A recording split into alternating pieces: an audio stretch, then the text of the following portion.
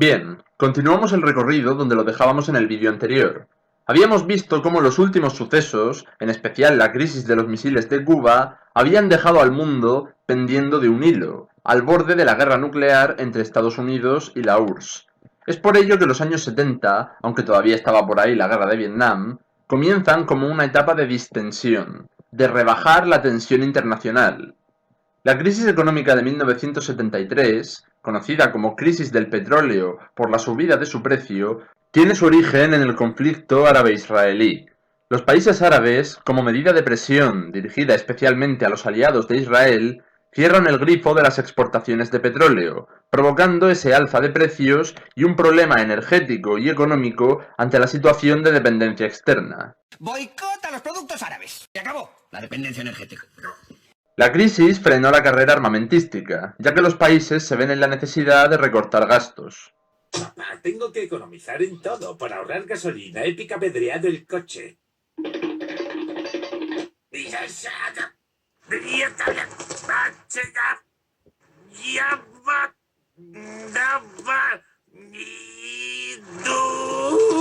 Y yo que me quejaba de que el gasoil está caro. Joder, está tirado. A esto se unen las corrientes pacifistas que ya nombrábamos en el vídeo anterior pidiendo el no a la guerra. El resultado de esto va a ser un primer acuerdo en 1968, el Tratado de No Proliferación de Armas Nucleares, para frenar su expansión indiscriminada, y culminando con los acuerdos SALT de 1972 y 1979, en los que se decide limitar este tipo de armamento. Podríamos pensar que hay una verdadera intención de alcanzar la paz, pero en realidad lo que tenemos es lo que ya hemos nombrado, principio de disuasión nuclear, o en otras palabras, de terror nuclear. Cuba ha servido como toma de conciencia de lo que podría pasar si la situación se va de las manos, y si no ha habido guerra es por el miedo a la destrucción que supondría el uso del armamento nuclear, por lo que sigue siendo una paz endeble, basada en el terror, pero sin dejar de mirar de reojo al rival. Todo sigue con si tú frenas, yo freno, si tú preparas misiles, yo también. En cualquier caso, sí va a ser un periodo de mayor estabilidad, en el que se va a tratar de frenar los conflictos o de recurrir más a la negociación y menos a la intervención, la amenaza o el control de los aliados. Un ejemplo es la retirada americana de Vietnam, pero otros dos ejemplos clave se van a ver en una nueva etapa del conflicto árabe-israelí y en Alemania. En 1973 se produce la Guerra del Yom Kippur. Es como si Hitler de repente quisiera celebrar el Yom Kippur. Es una fiesta religiosa de la que se aprovecharon Egipto y Siria para lanzar un ataque contra Israel, que contraatacaría tratando de ampliar sus territorios, como podemos ver en el mapa, hacia el Canal de Suez y los altos del Golán.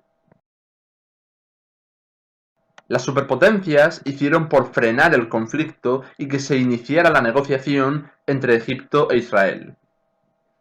Respecto a Alemania, sigue la división con el muro de Berlín, pero con la llegada de Willy Brandt al poder en la RFA, es decir, la zona occidental, se promueve un acercamiento con Alemania Oriental, firmándose un tratado de no agresión. No me jodas, Berlín, que esto no es una película de Tarantino, ¿eh? Baja el arma. Vamos a ver, vamos a tranquilizarnos todos y a bajar todas las armas. Berlín, Denver, todos. Vosotros también, díselo a tu primo, venga. Sí, señor. Así que por una vez, caballeros, vamos a bajar las armas. Y sobre todo con la inclusión de los dos estados en la ONU en 1972. Sigue la división, pero parece que con igualdad entre los dos bloques y un cierto acercamiento.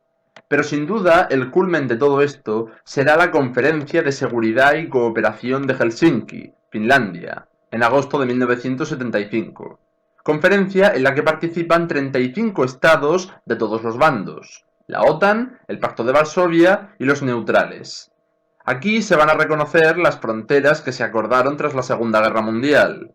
Es decir, la prioridad ya no es ampliar el bloque consiguiendo aliados, sino fomentar la cooperación económica, y más con la ya nombrada crisis del 73, y defender los derechos y las libertades de los pueblos. En resumen, se establece una voluntad de diálogo entre los países, totalmente contraria a las tensiones vividas anteriormente, algo que se confirmará en reuniones que se celebrarían posteriormente.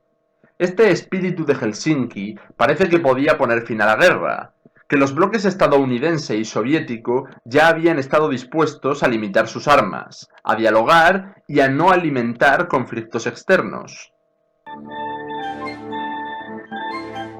Armas por dinero. Sin embargo, ya sabemos que es un equilibrio débil, y si recordamos, muy alimentado por el miedo y la crisis económica. Pero ¿qué pasará en los siguientes años? Veremos si esta calma tiene continuidad.